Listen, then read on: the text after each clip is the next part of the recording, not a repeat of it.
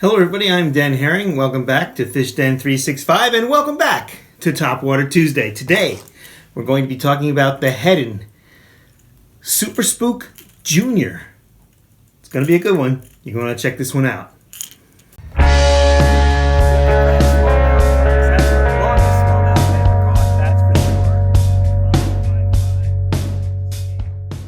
Alright, so today we got the Super Spook Jr.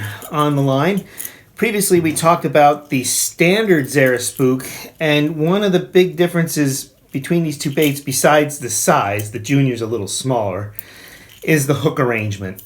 On the standard Zara Spook, they have this less than desirable arrangement for the hooks here, this hardware. It's not the best quality. These things can tear out under the pressure or stress of a big fish. Worse than that is they do not allow free movement of the hook the way this bait does. See, you can move this completely around. Why is that important? Because on the standard Zara, you can wedge a fish right off. If a fish has this bait this way, its mouth could wedge right off the hook because there's no free range of movement on that hook. I've had it happen before, so I know it can happen. So one of the ways that you can deal with that is you can take this hardware off, drill a hole where the center of this hardware is and in the back, and just stick the eye bolts in here, your own eye bolts, split rings, and then put your own hooks in like I did on this bone colored spook. It works the same way because the hooks are in the same position, but you don't have that problem that you have with the standard. If you want to see how I do this more specifically, I have a video. It's one of my most watched videos about how to modify that standard Zara Spook. The good thing about the Super Spook Jr. is you don't have to worry about any of that. It comes this way. It also comes with some more realistic eyes in the lure. This one's an interesting color. It's got this, it's like a chrome sexy shad. It's got chrome on the belly, that little chartreuse side, and like a dark blue back. I really like that color. This one's a saltwater Super Spook Jr. The only difference, the size is the same, the eyes are similar. The only difference is the saltwater Spook Jr. comes with beefed up hooks, stronger hooks that are less likely to bend under the stress of a large saltwater fish.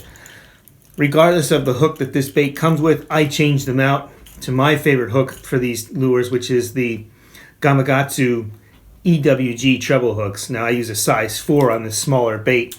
I'll tend to use a size 2 on the larger Zara Spook. The other difference between the standard Zara Spook and the Super Spook Jr., standard Zara, quiet. Super Spook Jr. got one knocker in there, which at times could be very beneficial, calling those fish up.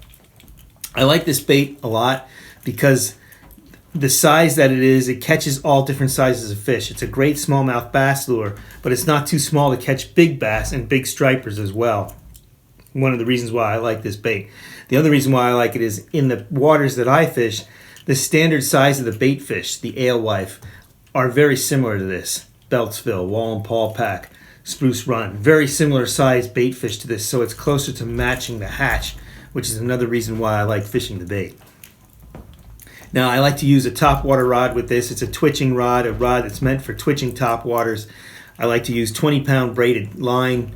I use spider wire stealth, and I always use a leader with that braided line, and that leader is going to be 17-pound test monofilament. I typically use Berkeley Trilene XT, I believe it is.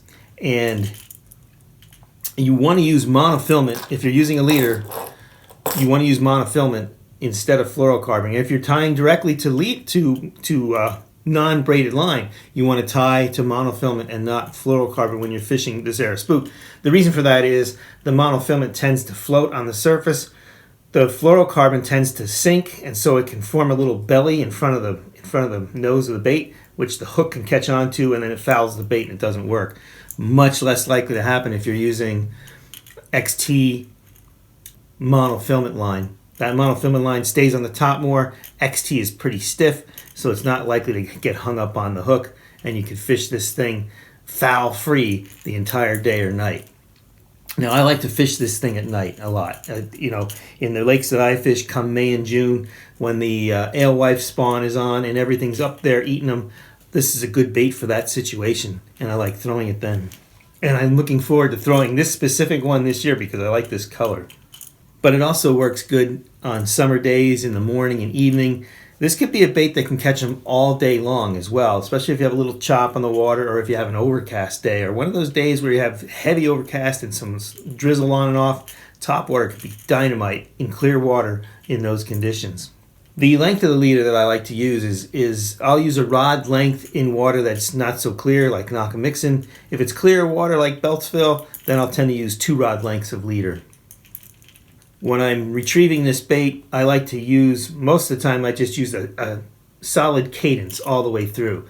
It might be a different speed, but I tend to do the twitch all the way through the retrieve. So it might be something like twitch, twitch, twitch, twitch, twitch, twitch, all the way back. Maybe faster, twitch, twitch, twitch, twitch, twitch, or slower. But I like to use that steady cadence most of the time. There are times, though, where they seem to ignore it or they'll short hit that. They'll hit behind it and they won't grab the bait. When that happens, this is another great retrieve. Twitch, twitch, twitch, stop.